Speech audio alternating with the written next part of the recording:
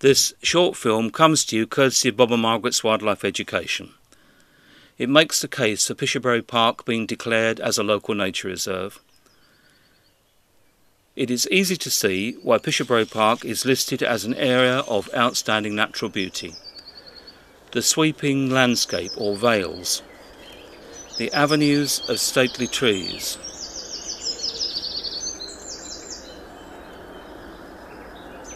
it is even possible to envisage a capability brown landscape with a serpentine lake, a manor house set in its grounds, and ornamental features. Clumps of trees invite exploration, but there is something more. In 1998, a Phase 1 habitat survey was carried out for East Herts District Council. It flagged up Pishiobury Park as being a county wildlife site with A-star potential. How can that be?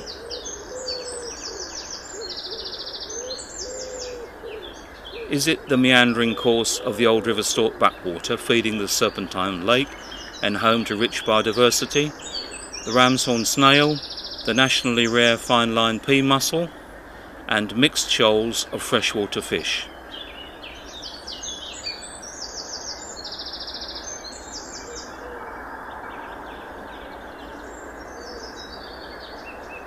Could it be the dry grass field with a Neolithic causewayed enclosure listed monument bordered by the blossom of cherry, blackthorn and crabapple? Is it the old hedge line with veteran hazels and rare beetles? Or the wet meadow with sparkling ditches and grazing by longhorn cattle? There's ragged robin and a veteran black poplar in the distance.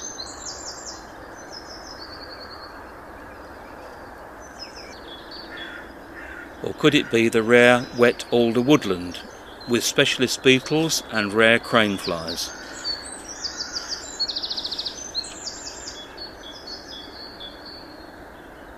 Is it the veteran trees, home to 5 different species of bats, rare invertebrates and mistletoe? Or possibly the freshwater spring area with its rare stonework pondweed?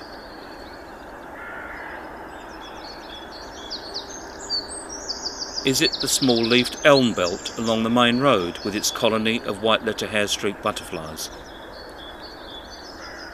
Or the pile of old tree trunks with sunbathing common lizards? Is it the old tree bases and rotten stumps with their colonies of lichens and mosses?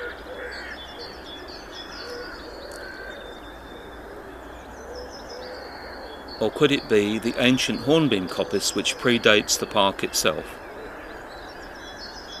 And what about the dry gravel pit with its specialist flora of bird's foot trefoil, storksbill and burrowing bees?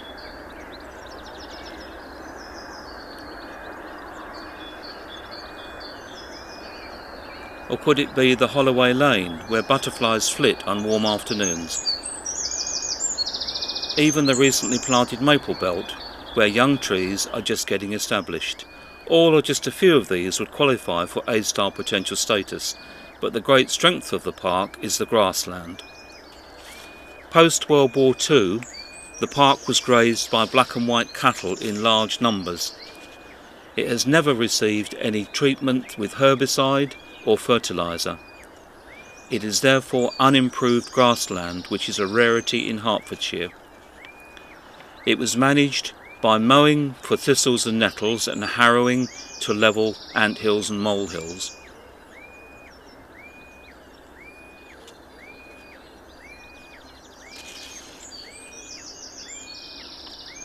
Hertfordshire has lost 95% of its unimproved grassland, and at Pishiobury we have the remaining 70 acres or 30 hectares. We know it's unimproved because you only get certain types of plant growing there. Salad burnet, pignut, field woodrush, dwarf thistle, quaking grass. You only get wax-cap fungi growing on unimproved grassland. Dry sedges, and there are grassland specialist insects, the 22-spot ladybird, the Adonis ladybird, cockchafer beetles, Roysal's bush cricket, and meadow grasshoppers. So what are some of the wildlife statistics of this special area of countryside? There are 14 different types of mammal, including 5 species of bats, at least 22 different types of birds, 25 trees and shrubs, 16 different types of butterfly, 3 types of reptiles and amphibians, 34 plus species of wildflowers, with more being added all the time, 29 plus species of moths, many of which are rare and local microspecies. So the park more than qualifies as a county wildlife site with A-star potential, but it is not a nature reserve but a country park. How can people learn more about the wildlife history? The Friends already run various wildlife activities for families and children. We run a bat evening,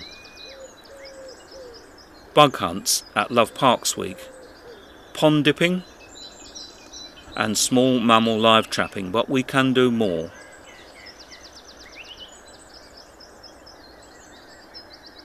With local nature reserve status, we could invite families and children to come and find out and explore and enjoy this area of specialist countryside, and we look forward to seeing as many of you as possible on the park in future. For more details, go to the Friends website, including the blog giving activities for families and children.